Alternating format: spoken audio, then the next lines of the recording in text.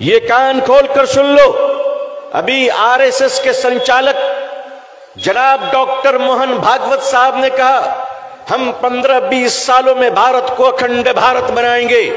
मोहन भागवत जी, आप अकेले नहीं, हम भी बनाएंगे। बोलिए पाकिस्तान को भारत में कब शामिल करना है?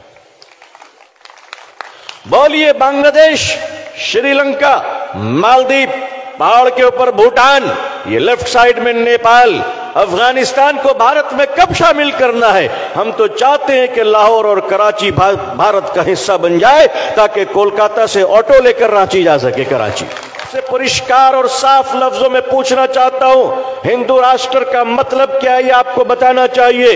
क्या हिंदू राष्ट्र वही है जो धर्म संसद में खड़ा होकर गेरुआ वस्त्र पहनकर आतंकवाद कहता है कि 15 से 20 लाख मुसलमानों को मार दो?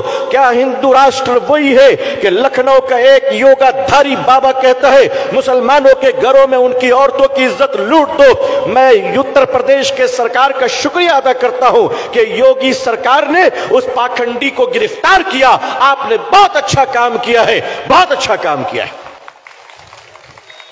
लेकिन अगर आप राम राज बनाना चाहते हैं तो 15-20 साल क्यों? आइए हमारे साथ हाथ मिलाइए, 15-20 घंटे में भारत को राम राज बना देंगे। राम राज का मतलब क्या हुआ?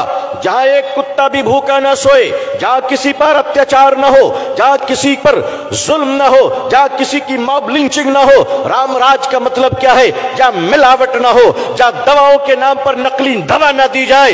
राम राज क्या है? आप मुसलमानों को देखना चाहते हैं इस कोरोना वायरस में, इस कोरोना वायरस में जहां लाखों हिंदुओं के चिता को उसके बच्चे हाथ नहीं लगा रहे थे, मुसलमानों ने उसका क्रियाक्रम किया है। ये देश कल भी हमारा था, ये देश आज भी हमारा है।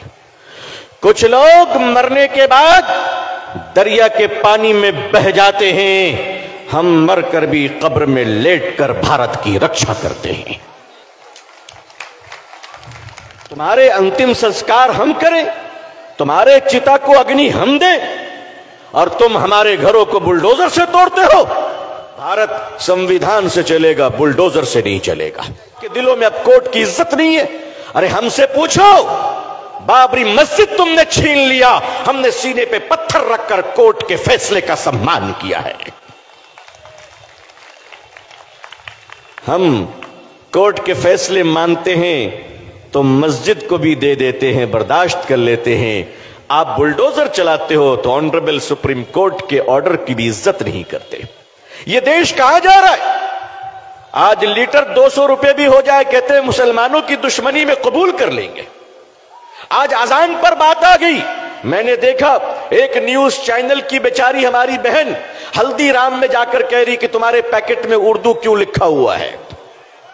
अच्छा, तो मेरी बहन, हल्दीराम की पैकेट में उर्दू लिखने से तुमको बहुत तकलीफ है, तो तुम्हारी कंपनी जो तुमको सैलरी देती है 2000 का नोट, उसमें भी तो उर्दू लिखा हुआ है।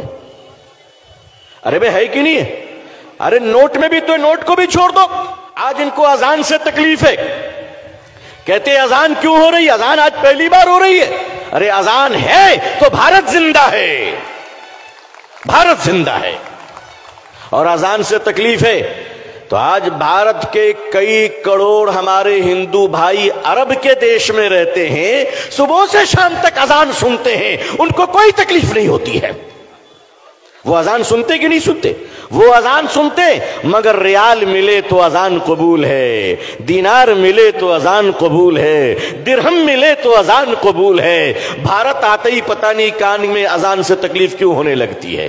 भाई हम तो कहते हैं कि अजान देने से शैतान भागता है ना? हम अजान देंगे जिसको भागना है भागो।